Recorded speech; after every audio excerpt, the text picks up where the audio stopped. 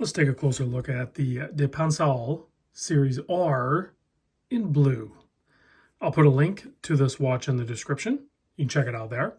This is a French brand, and it kind of grabbed my attention because it very much looks like a racing-inspired chronograph. However, it has a more useful movement complication in it than what most of us would deem, useful as far as a chronograph versus a day date.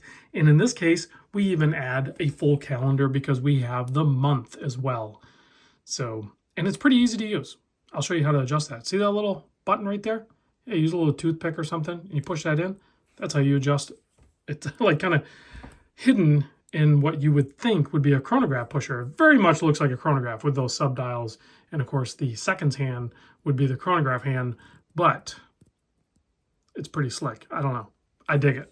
And then, of course, we have that nice racing-inspired leather strap with a little bit of French heritage sewn in.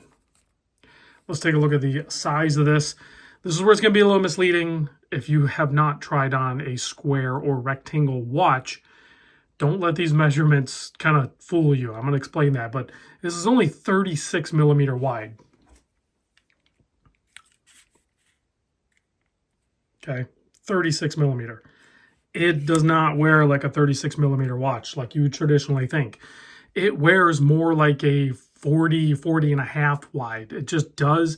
It's the dimensions. It kind of throws you for a loop. The lug to lug is a 50 millimeter. The thickness is only 13.2. I say only because this has some complications. That adds thickness. You're layering that movement. You have to make space for that movement, which you can see on the case back. So it is what it is. You have a sapphire crystal, which is perfectly cut for this watch and sits proud of the metal. Very cool. And you guys know that I like that look where it looks like the crystal is pressed through. I mean, there's technically layers in this case design, so that's kind of like a bezel, but it looks like it's pushed directly into the watch case. I love that look for some reason. 22 millimeter lug opening, and then you have a 5.8 millimeter signed push-pull crown. Has a little red accent there.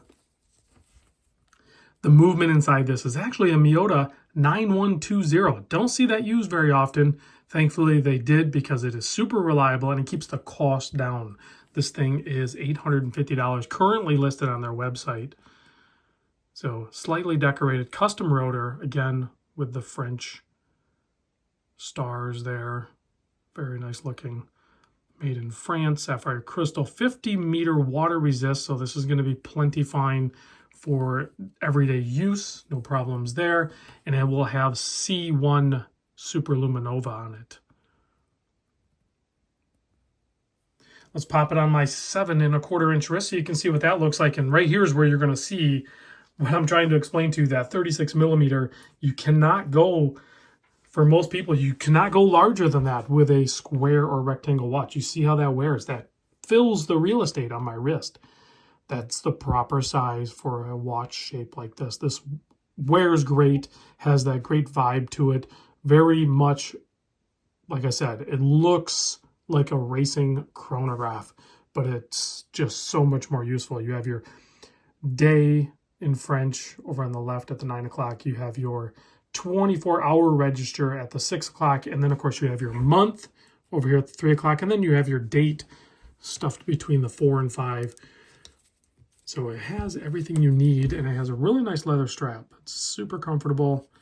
This is a loaner watch, so I will be shipping this back to them or to the next reviewer. So I just, big thanks to Depancel for sending this over.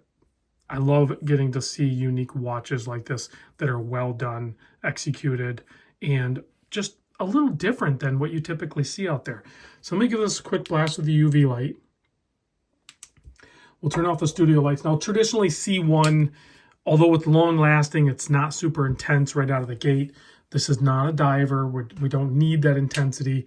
It's going to be plenty visible at night. So C1, like I said, a little bit dimmer than, say, the intensity of C3, but it does last a decent duration of time.